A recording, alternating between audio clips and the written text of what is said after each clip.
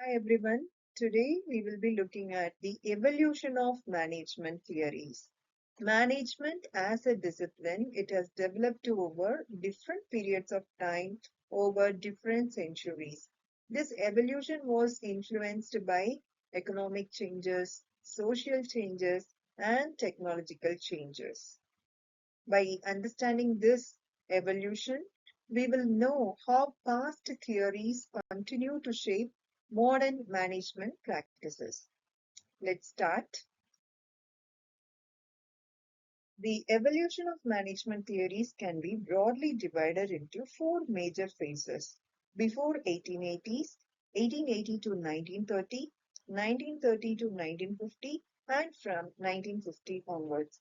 Before 1880, we had pre-scientific management period. This was when management practices were mostly based on common sense and traditions. From 1880 to 1930, we had classical management approach. So the theories during this period focused on efficiency, productivity, and structure. From 1930 to 1950, we had neoclassical theories.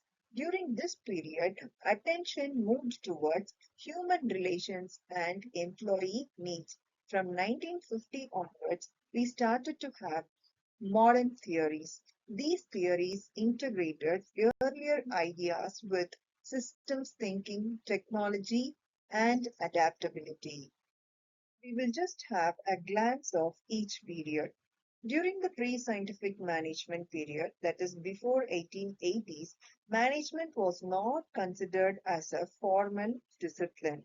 Work was guided by trial and error, traditions, and personal experience. There was no structured approach to management. Management relied heavily on intuition and common sense rather than a systematic approach. Just have a glance of each period. The key contributors during pre-scientific management period were Robert Owen, Charles Babbage, James Watt and Matthew Bolton, Henry Mammon Ford, Andrew Urey and Charles Dupin, and Henry Robinson Towney. They were the early thinkers, engineers, and philosophers who emphasized on practical knowledge. They focused on organizing labor and improving productivity, but without a formal management framework. Their work laid the foundation for the scientific approaches that came later. Pre-scientific management period was followed by classical management period. It developed between 1880 and 1930.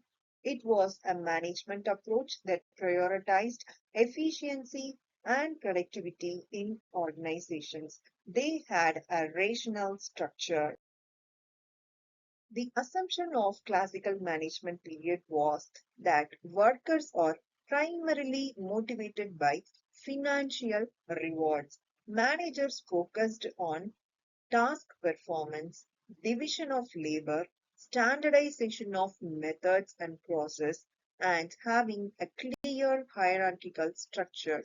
This approach viewed the organization like a machine where every part must function in order. Three main streams of classical theories.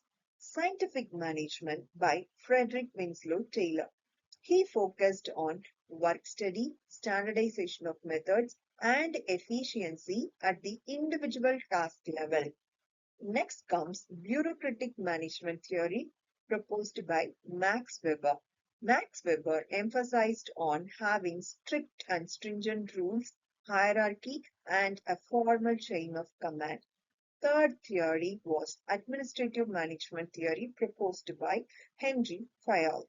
He developed 14 principles of management and he emphasized on planning, organizing, commanding, coordinating, and controlling as five major functions of management. Together, these three theories provided the first structured framework for management. The neoclassical school emerged as a response to the limitations of classical theories. Neoclassical theories emphasized on the human side of management. It was a management approach that prioritized human relations and social needs of employees. Key focus areas of neoclassical theories were human relations, employee satisfaction, communication, having informal organization, and group dynamics. This approach recognized that employees are not just motivated by money, but also by social and psychological needs.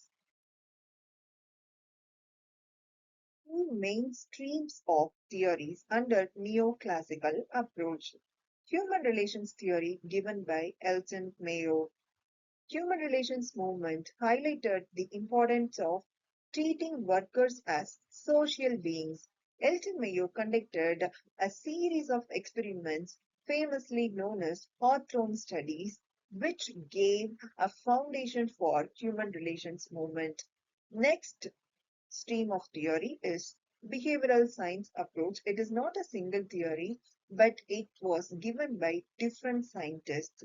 And this particular behavioral science approach applied many concepts from different disciplines such as psychology, sociology, anthropology, and so on to better understand the motivation, leadership, and team dynamics.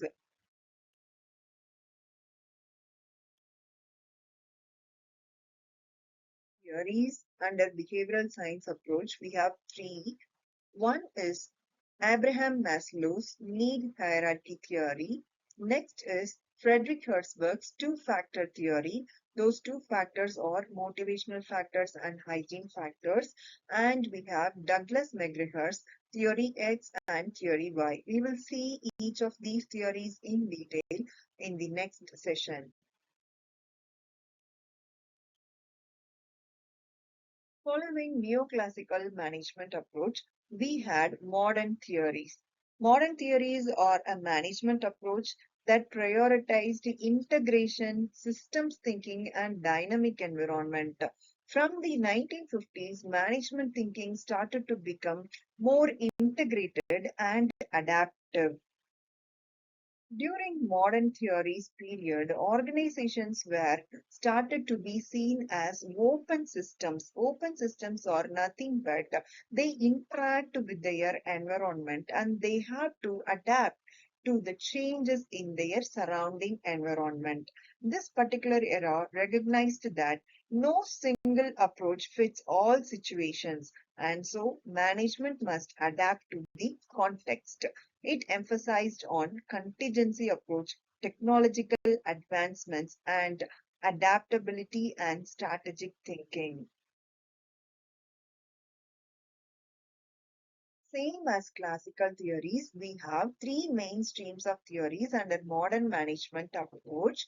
Quantitative theory, this is also called as management science.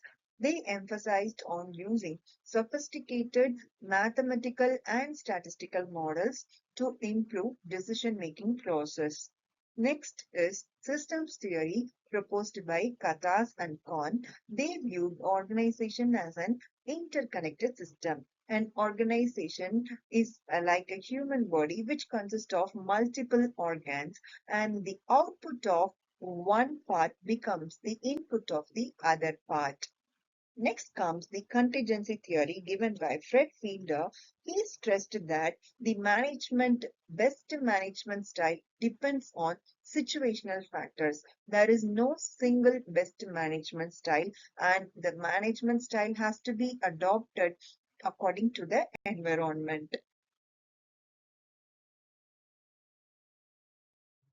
So this is the snapshot of the evolution of management theories. We started from pre-scientific management period before 1880s, followed by classical theories, neoclassical theories, and modern theories. To conclude, management theory has evolved from simple trial and error methods to a highly sophisticated field that blends efficiency, human behavior, systems thinking, and adaptability. Thank you. We will meet in another session.